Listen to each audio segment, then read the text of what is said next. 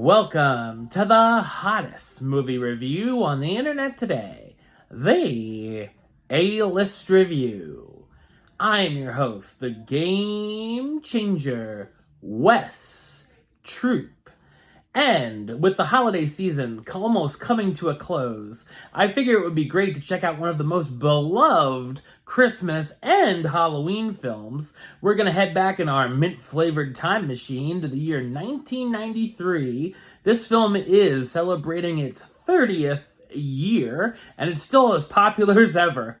My review of the 1993 animated film, The Nightmare Before Christmas, coming up now.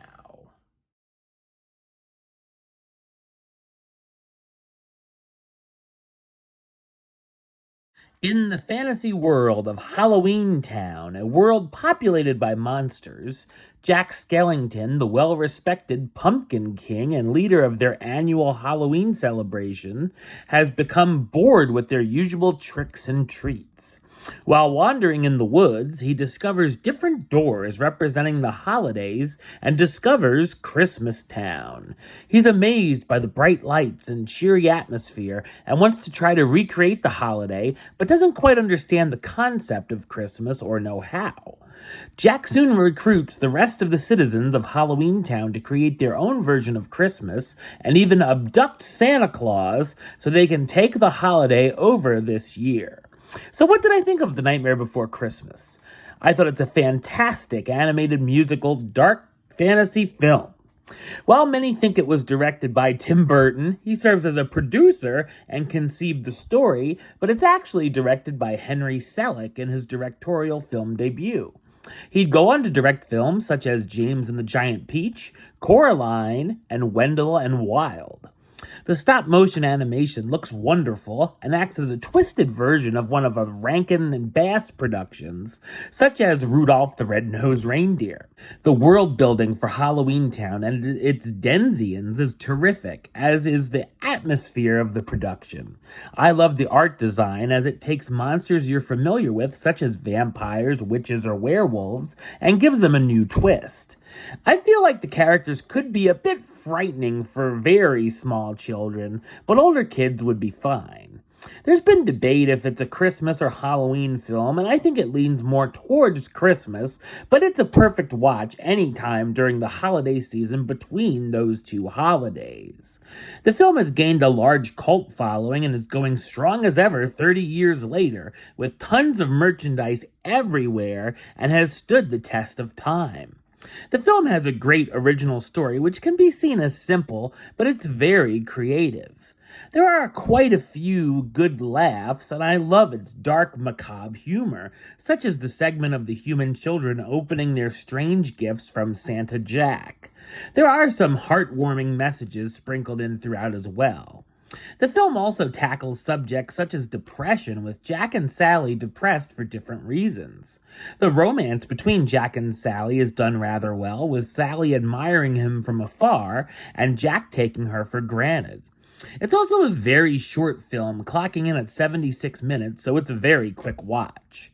The music and songs by Danny Elfman, who also provides the singing voice for Jack, are catchy and spectacular. From This Is Halloween, This Is Halloween, What's This, and Kidnap the Sandy Claus.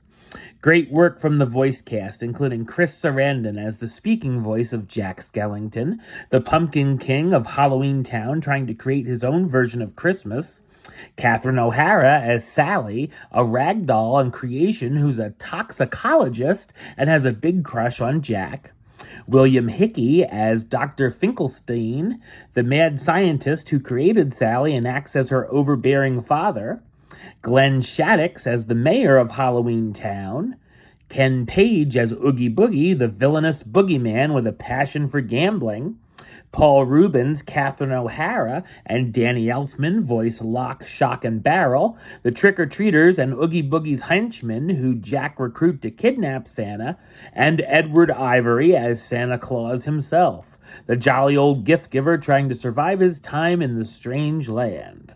The Nightmare Before Christmas was nominated for an Academy Award for Best Visual Effects, a first for an animated film.